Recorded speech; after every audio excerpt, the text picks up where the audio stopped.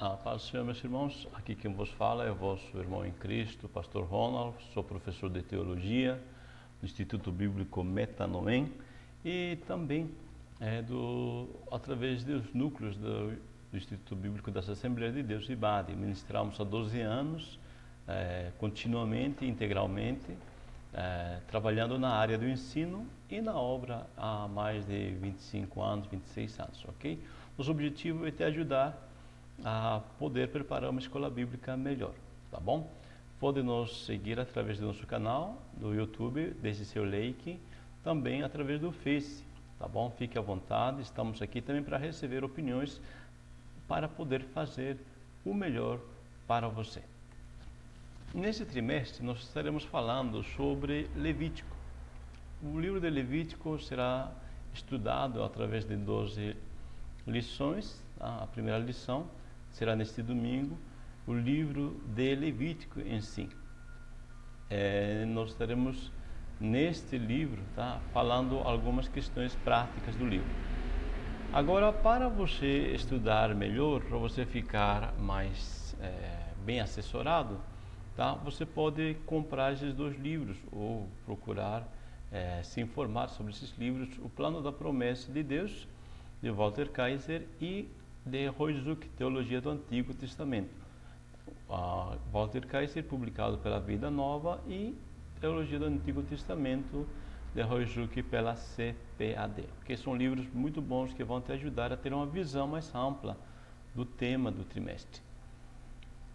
O livro de Levítico, você já deve saber, né, faz parte, né, dos primeiros 5 livros escritos por Moisés, que são chamados o Pentateuco, ou os 5 rolos. Tá? Nosso objetivo neste canal é ajudar ao professor e aqueles que precisam ou querem aprender mais da palavra de Deus. Então, nosso objetivo dentro do tema, tá, é mostrar que a lei estabelece condições para o homem ter comunhão com Deus. E depois ensinar que a lei contém instruções para todas as áreas da vida humana. E por último, demonstrar que nada pode impedir os propósitos de Deus. Veja que nós sublinhamos no primeiro objetivo estabelecer condições. Tá? Então Deus quer ter melhor condições de relacionamento com o homem, ou que o homem tenha acesso a essa comunhão com Ele. E para isso nos ensina, através das leis, tá, nos dando instruções para todas as áreas da vida. E por último, ele tem seus propósitos e seus planos que nada pode ser impedido. O texto áureo, Levíticos 1, versículo 1, e chamou o Senhor a Moisés e falou com ele da tenda da congregação. Aí você vai ler a verdade aplicada, né? O Senhor Deus quer o homem próximo de si e assim estabelecer o cerimonial levítico para que ele possa estar na tenda da congregação. Veja que dentro dessa verdade aplicada estamos enfatizando que o Senhor Deus quer, tá? Isso seria importante nesta lição. O Senhor Deus quer o homem próximo de si, mais do que o homem, muito mais, tá? O Senhor Deus quer. Nosso texto de leitura está em Romanos 7, versículos 7 ao 8, depois do 10 e ao 12. Você pode ler tranquilamente na sua casa aí, tá? Nós não vamos ler, para a gente poder mais se ater àquilo que nós precisamos passar para assessorar as pessoas, ok? Bom, nós temos a introdução. Diz no livro de Levítico, vemos que Deus quer conviver com o homem e por essa razão provê meios para tal intento. Um dos alvos da lei é revelar as condições para a comunhão do homem com Deus. Veja, então Deus quer conviver, tá? Isso fica claro no livro de Levíticos. Deus quer conviver com o homem, Deus vai ao encontro do homem, Deus chama o homem. Isso que nós vamos deixar claro nesta lição. E para que aconteça isso, ele provê meios. Tá? Ele quer e ao mesmo tempo Ele quem provê os meios, ou seja, há um interesse, tá? Há um interesse da parte de Deus para dar condições para o homem ter comunhão com Ele. Tá? Esse é o foco, tá? Essa é a essência desse tema. No primeiro tópico, vamos ver Levítico como manual de santidade. Nós vamos estudar então no subtópico o livro da lei de Deus, Levítico, tá? Como o livro da lei de Deus. Em seguida, nós estaremos falando sobre o livro onde Deus fala na tenda, ok? Deus se comunicando, mantendo comunhão com o homem na tenda. E em terceiro, o livro em que a vontade de Deus é revelada. Tá? Então, tópicos interessantes para nós refletirmos. Primeiro, o livro da lei de Deus. Levíticos nos apresenta as leis do Senhor e como o culto deveria ser oferecido. Tá? Então, em primeira instância, essas leis, tá, que são apresentadas, na verdade são princípios. Tá? Nós não nos ateremos ao rito, mas aos princípios que aquelas leis nos colocam. O como o culto deveria ser oferecido, tá? Como deveria ser esse culto. E por diversos exemplos, Deus coloca claro que a santidade envolve atos externos que envolvem a pessoa inteira e não apenas o coração. Essa frase de Walter Kaiser, tá? E é interessante isso, porque quando você lê o livro de Levíticos, você vai ver que fazer parte do culto, ou prestar culto a Deus, não é meramente esse culto de quatro paredes, tá? Onde normalmente nós, às vezes, nos reunimos numa congregação, numa igreja, né? E prestamos um culto de 1 hora, 2 horas. Tá? E na lei de Moisés, tá? O livro de Levíticos, nos apresenta algo totalmente talvez oposto, tá? Não é o culto de 2 horas, mas o culto do dia inteiro. A pessoa por inteira é envolvida nesse culto, tá? No seu dia a dia e não apenas o coração. Aí você vai ver no livro de Levíticos, por exemplo, padrões higiênicos após participar do ato fúnebre, ou seja, a pessoa um parente morreu, ela foi, enterrou seu parente e agora ela vai ter que tomar banho, lavar sua roupa e fazer todo um processo ritual de santificação para que esteja bem com Deus. Então, é um culto. Tá? O culto, então, aqui não é meramente algo que é por um tempo, tá? De 2 horas. Não, é o dia a dia. Tá? Tem padrões higiênicos de atos fúnebres, para higiênicos dentro da cozinha, como cuidar, tá? Particularmente a higiene pessoal. Então tem muita coisa que envolve o culto, não é somente os sacrifícios. Então é um livro de valores espirituais, repleto de princípios e ensinamentos para os nossos dias e deve ser visto como um livro de estudo. Então, se você quer ter princípios, valores que são nortes para uma vida bem-sucedida, o livro de Levíticos. Tá? O livro de Levíticos é um livro excelente que vai te mostrar valores espirituais. Os valores são nortes. Né? Mesma coisa que você está em alto mar e você precisa ter um norte para saber para onde que você está indo. Ou está no deserto, precisa de uma bússola para te dizer onde está o norte. Então, o livro de Levítico nos apresenta esses valores, esses princípios. O livro nos mostra como Deus deseja ter relacionamento com seu povo, ok? Então, a partir de agora, olha para o livro de Levítico, não como um livro de rituais, mas como um livro de valores, tá? De princípios.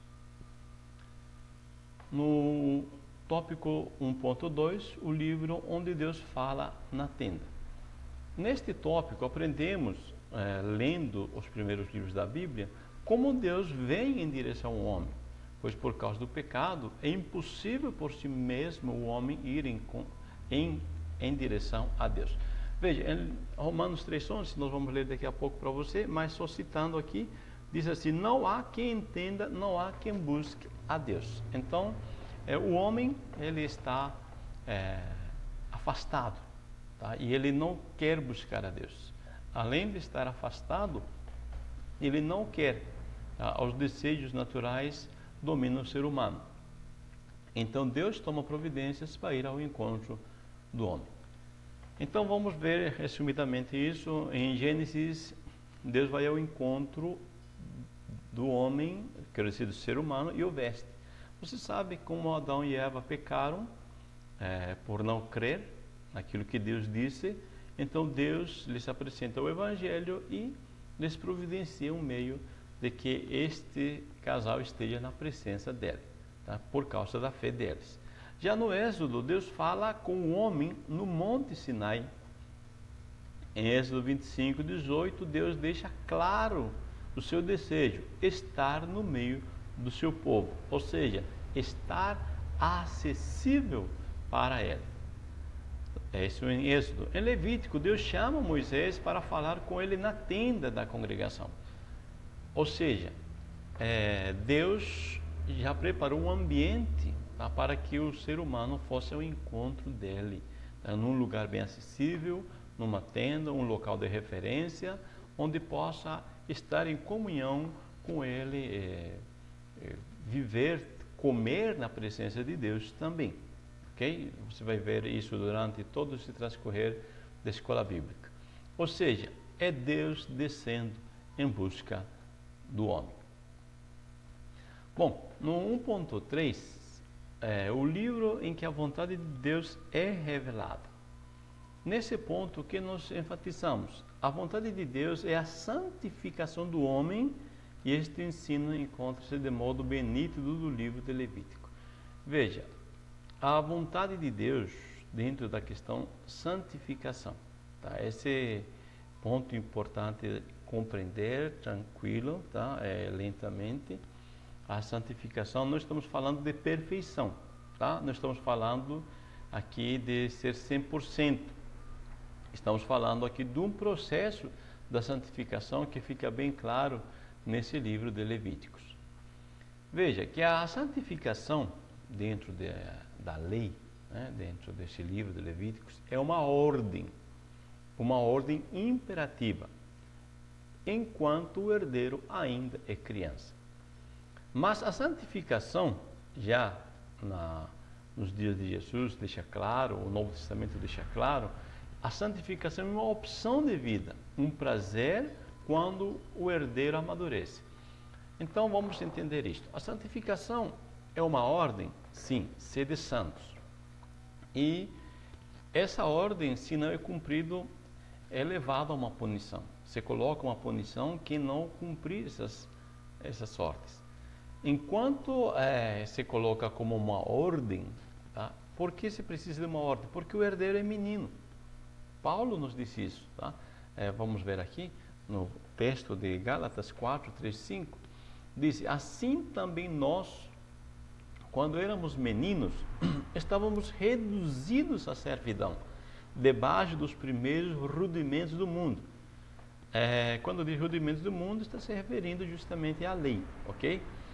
Então, quando éramos meninos, ou seja, quando nós não tínhamos capacidade de compreender que Deus nos ama e que vale a pena crer naquilo que Ele disse e que crer nele traz resultados positivos para nós, traz benefícios para nós. Então, quando nós não entendemos isso, para que nós não nos percamos, para que nós tenhamos uma vida de sucesso, mesmo sem compreender plenamente, Deus coloca as leis. As leis, então, são justamente para nos direcionar, tá? Mesmo que eu, a princípio, siga aquelas leis por medo, mas o objetivo é eu não correr risco de ser prejudicado, tanto na minha vida do dia a dia pessoal, quanto na minha vida espiritual. Agora, o versículo 7 diz: assim que já não és mais servo, mas filho, e se és filho, és também herdeiro de Deus por Cristo. Se você ler todo esse capítulo, você vai ver que está dizendo que quando o herdeiro, tá, ele já não é mais menino, ele para de viver nesse estado, tá, de servidão e começa a agir como filho. Ou seja, ele já amadureceu, ele entendeu que tudo que o pai fez, tudo que ele providenciou, todo o foco dele foi fazer com que seja herdeiro, ou seja, fazer com que ele tenha o lucro. Toda a preocupação do pai é a favor do filho. Tá? Todo o investimento do pai, todas essas leis, todos esses princípios não são para que aquele menino, aquele filho, tá, ele viva uma vida simplesmente de escravidão. Não é um peso. A pessoa entende que Deus quer que nós tenhamos uma vida de sucesso, uma vida de realização. Então, esses são os princípios das leis. Então, quando eu entendo isso, eu vejo que a santificação, para mim, agora é um prazer. A santificação é motivacional. A santificação me leva ao sucesso e eu quero ter esse sucesso, eu quero ter a comunhão com Deus. A comunhão com Deus me transforma, me faz sentir bem, me faz sentir realizado. Então, eu quero. Tá? Então, agora a santificação, como nós dissemos no tópico anterior, é um prazer. Tá? É uma opção minha ser santo, porque eu entendi que Deus me ama, ok? Veja, nós temos aqui uma ilustração. Quando somos crianças, os nossos pais, né, nos seguram nas mãos para atravessar uma rua. Por quê? Porque mesmo que nós queiramos se soltar, vamos colocar assim, das mãos dos nossos pais, nós não entendemos o perigo em si. Tá? Então, os pais nos seguram não porque querem que nós ficamos presos a ele, mas porque estão pensando na nossa segurança. Agora, quando somos adultos, a mãe não precisa mais segurar na mão da criança, ou seja, não é mais criança, né? É na mão do filho, não precisa mais segurar, porque o próprio filho já sabe discernir a lei, tá? O que está colocado, os perigos que existem. Perceba que nas duas cenas o perigo de morte ainda existe. Se um adulto decide passar, tá, a rua, mesmo que está no vermelho, e um carro venha e atropele ele, veja que isso já foi uma escolha. Tá? A pessoa está consciente da sua escolha.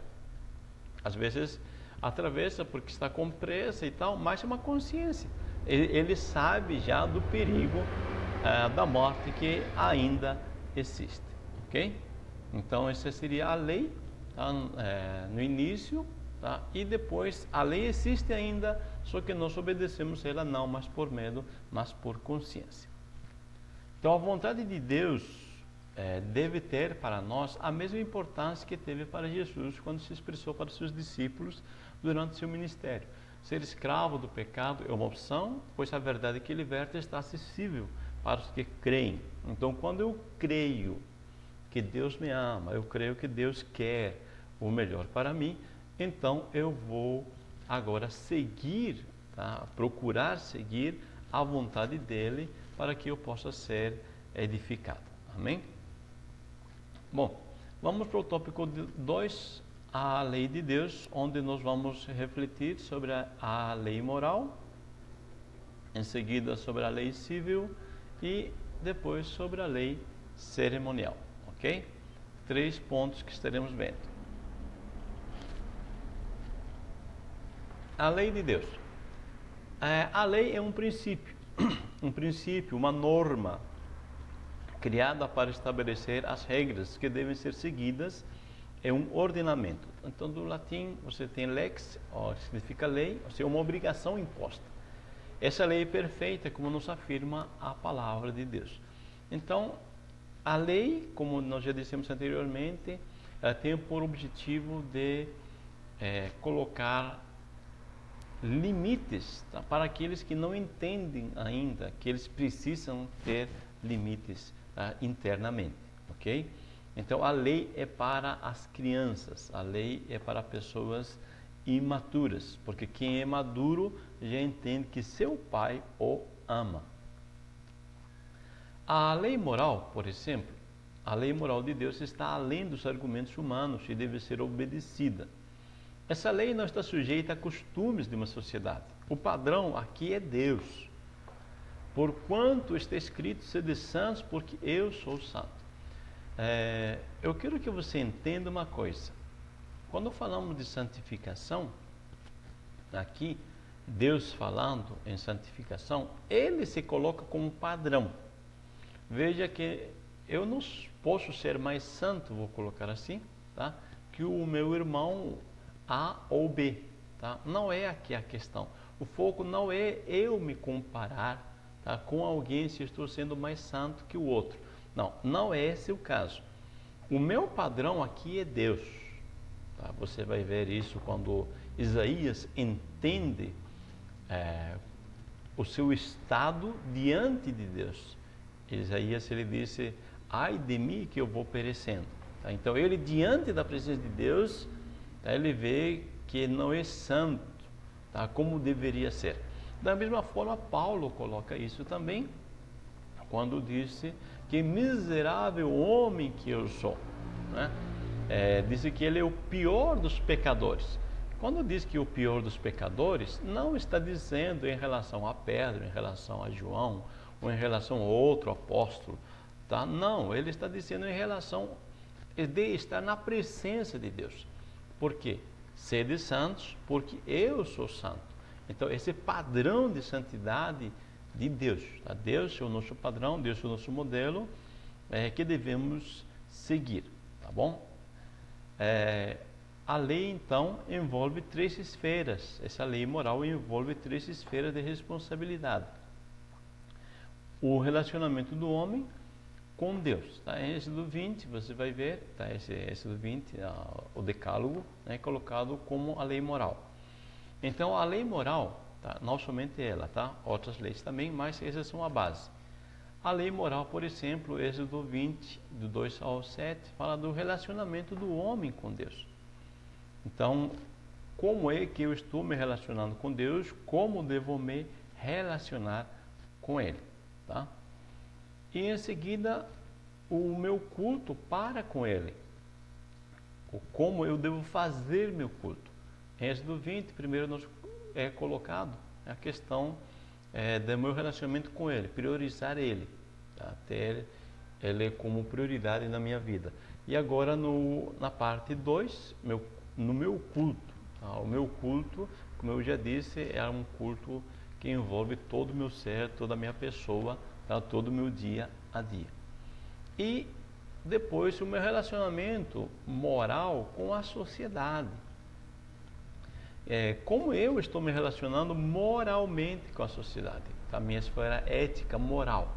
Tá? Então, essa é a questão da lei moral.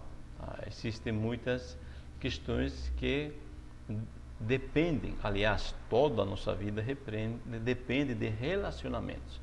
Se nós temos bom relacionamento com Deus, com nós mesmos, né, e com a sociedade, então nós estaremos tendo uma vida equilibrada, uma vida de sucesso, ok?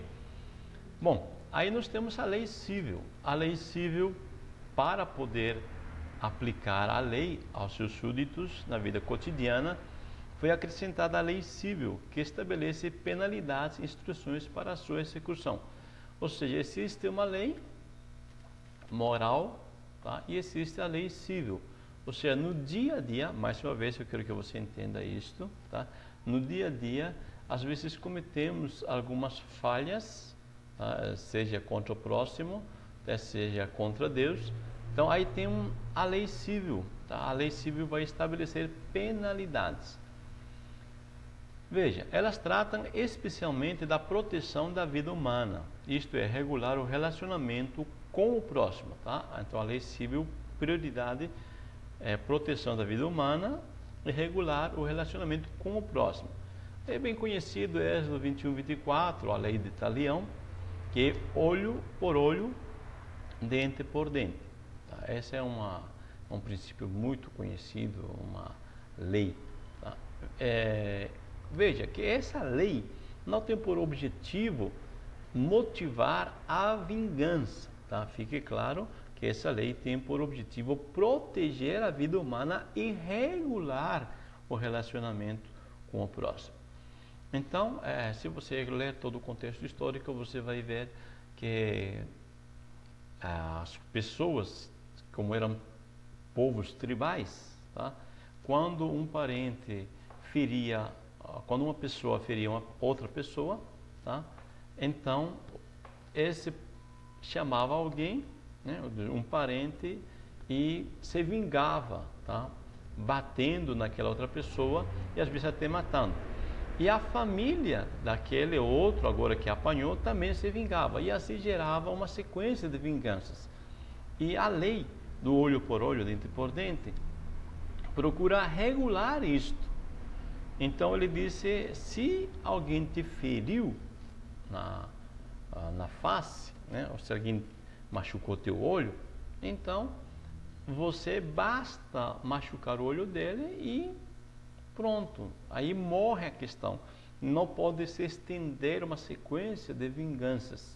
Esse é o objetivo, é frear a vingança, não é motivar a vingança.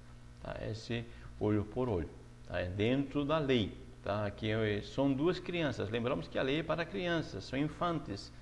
Não entende a questão do perdão, não entende a questão do amor, mas simplesmente ele quer se vingar. Tá? Então, para regular essa vingança, você coloca essa lei. E também é para a proteção dos bens, porque alguém, lamentavelmente, isso é o ser humano, tá? Gostava de se aproveitar do próximo. E a lei vem então para frear isso, tá? Para que haja um regulamento, para que as pessoas não se aproveitem do seu próximo, ok? Bom, aí nós temos também a lei cerimonial. A lei cerimonial é um conjunto de normas necessárias para a realização do culto judaico, que consistia de ofertas e sacrifícios apresentados por um sacerdote que servia como base de adoração. Então, veja, é um conjunto, né, de normas necessárias para a realização do culto judaico. Então, essas cerimônias, tá, esses sacrifícios, tá, são dentro de todo um contexto bem judaico. Tá? Tem princípios, que nós vamos ver daqui a pouco, são princípios, tá, mas para que as pessoas aprendam, Deus coloca um cerimonial. Essa é uma didática de Deus, né? A didática nos mostra que as pessoas aprendem mais fazendo. Tá? Então, essa cerimônia toda é para ensinar alguns princípios por parte de Deus. Veja, vamos dar um exemplo geral. Tá? O princípio, um princípio excelente, é do sacrifício do cordeiro. Veja, eu pequei, tá? Eu pequei, vou levar o meu sacrifício. Eu devo entender o princípio, não é só oferecer meu sacrifício. Qual é o princípio? O princípio é: o meu pecado gera a morte. Então, essa é a questão. Tá? O sacrifício está me mostrando isso. Tá? Quando eu mato o animal, quando eu queimo aquele animal, ofereço um sacrifício, tá? Está dizendo que eu estou sendo substituído por uma pessoa, por um ser, aliás, tá? Por um ser. Tá? Isso aponta para Cristo. Quando eu creio, tá, que Cristo, que eu sou pecador, o meu pecado gera morte, eu vejo que Cristo morreu em meu lugar como substituto. Então, quando eu creio, eu passo a ter esse substituto e assim eu sou beneficiado. Então, o princípio não é só, a questão não é só sacrificar. A questão é entender o princípio. Tá? O princípio é que todo pecado gera a morte. Por essa questão, então a igreja não precisa se preocupar com os detalhes do sacrifício, mas sim entender o sentido e como eles apontam para a pessoa de nosso Senhor Jesus Cristo e como foi cumprido nele, ok? a igreja não está sujeita ao cumprimento desse ritual, pois a lei era a sombra das coisas futuras. Vamos compreender melhor essa questão de sombra? Veja, aqui nós temos a imagem de uma criança que ela está observando a sua sombra. Bom, nós, quando vemos a sombra, nós sabemos que existe algo real, é verdadeiro, mas a sombra não nos permite ver os detalhes. Veja, essa sombra não nos permite ver que cor é a roupa da criança, que cor é a própria criança, tá? O cabelo dele, não nos mostra detalhes, não nos permite. Mas sabemos que existe uma criança, é real isso. Então, no Antigo Testamento, a sombra, tá? Essas leis, esses sacrifícios são sombras. Nos mostra que Deus providenciou um sacrifício, porque Ele nos prometeu, o que Ele prometeu Ele cumpre. Tá? Então Deus tem já um substituto para nós, e quando cremos nesse substituto, mesmo sem saber quem é, tá? A princípio o povo não sabe quem não sabem detalhes sobre Jesus, mas sabem que virá um substituto em lugar deles. Então por isso que essas cerimônias, esses sacrifícios são sombras, tá? Porque nos mostram uma realidade, o pecado gera morte, mas também nos mostram que existe um substituto, tá? Mas nós não sabemos como que funciona todo esse processo. Lá no Antigo Testamento não, nós não sabemos o detalhe. No Novo Testamento nós entendemos os detalhes, ok? Bom, agora vamos para a parte 3, objetivos da lei, é refletir sobre trazer Deus para o meio do povo, depois revelar o pecado no homem e em seguida mostrar a incapacidade do homem de cumprir a lei. Trazer Deus para o meio do povo. 3.1. Agora Deus pode falar com Moisés da tenda, pois o chama para lhe dar as ordenanças e ritos que os sacerdotes teriam de cumprir com relação a si mesmos e também com relação às ofertas e os sacrifícios que seriam trazidos pelo povo até o altar. Tá? Então, Deus, ele é bem claro, bem objetivo, ele dá detalhes, tá? Dessas ordenanças, desses ritos. Então, Deus manda fazer, Deus quer que você faça algo, tá?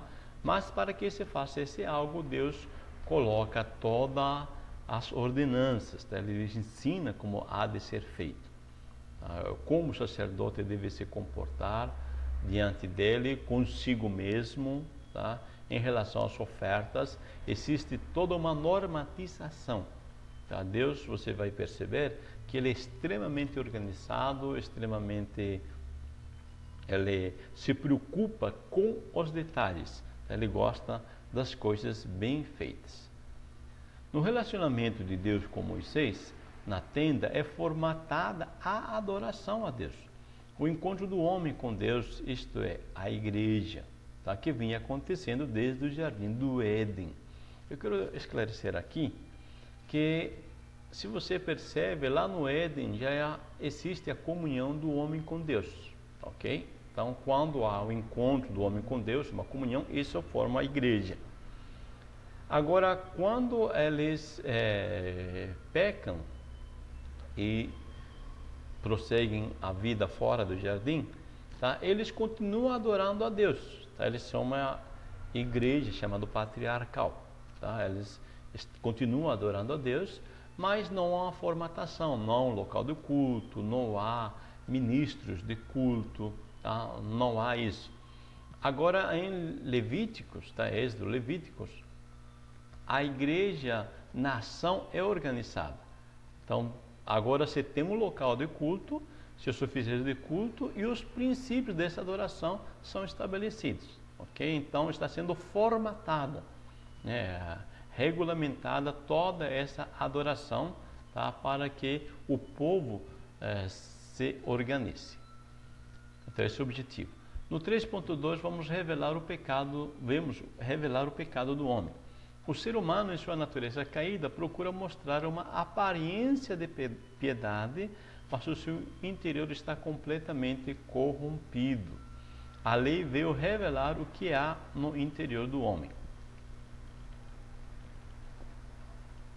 Bom, veja, nós, tá, às vezes, nós cometemos falhas, né?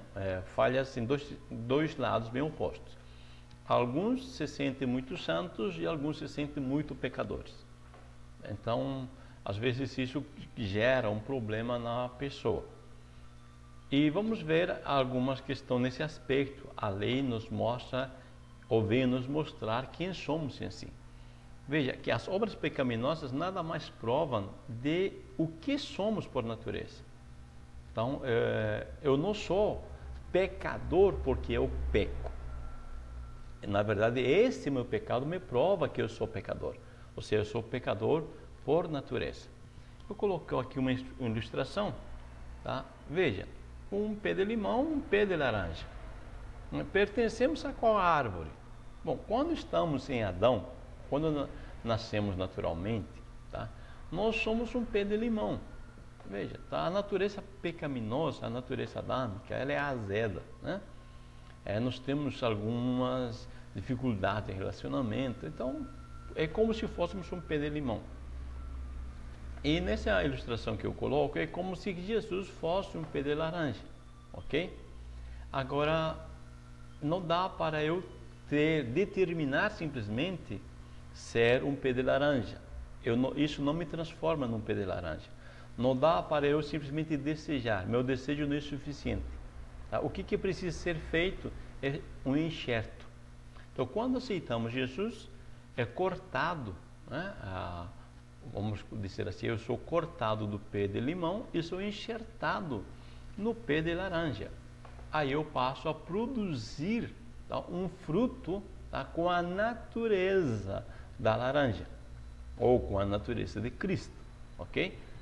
Não é 100% laranja, porque ainda, tá, eu tenho dentro de mim um pouco do azedo do limão, tá? Mas isso é até que Cristo volte, e quando Cristo voltar, nós seremos transformados, tá? Isso é só para você entender que a questão, tá, eu já sou, tá? Eu sou um pé de limão, eu sou pecador, eu nasço assim. Se eu quero mudança, eu tenho que ser enxertado em Cristo no pé de laranja, ok? Bom, para nós terminar no 3.3, mostrar a incapacidade do homem de cumprir a lei. Então, quando afirma, né, que não se consegue realizar o bem, né, Paulo demonstra toda a incapacidade e fragilidade do homem diante da lei. Saber o que é correto, mas ser incapaz de realizar, né? Isso que eu disse anteriormente, sou um pé de limão, tá? Por mais que eu deseje, tá, não vou ser capaz. Mesmo sendo enxertado no pé de laranja, ainda eu mantenho ainda, tá, essa limitação da natureza. Tá? Somente Cristo foi capaz de cumprir tudo. Paulo disse assim: não há ninguém que entenda, não há ninguém que busque a Deus. Todos se extraviaram e juntamente se fizeram inúteis. Não há quem faça o bem, não há nenhum só. Em Romanos 3, 11 e 12 nos fala isso. Então enfatizamos aqui, sublinhamos, ninguém. Não há ninguém que entenda, não há ninguém que busque. Todos se extraviaram, tá? E não há quem faça o bem, e fecha dizendo não há nenhum só. Então fica claro então que a nossa natureza humana, ela, enquanto estamos aqui, mesmo sendo cristãos, tá, nós temos a limitação. Tá? Para vencer essa limitação, tá, nós temos que estar em Cristo. Veja, Adão, antes do pecado, era capaz de resistir à tentação. Ele tinha todas as condições ao seu favor. Ele não tinha natureza pecaminosa. Agora Deus chama Adão, né, por ter pecado. Qual foi o pecado? Não crer no que Deus disse.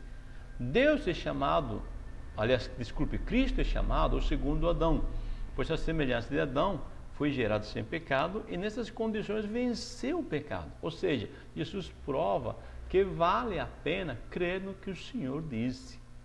Tá? Todo o plano de Cristo, tá? Vir a esse mundo tem esse objetivo, nos provar que crer no que o Senhor Deus disse, tá?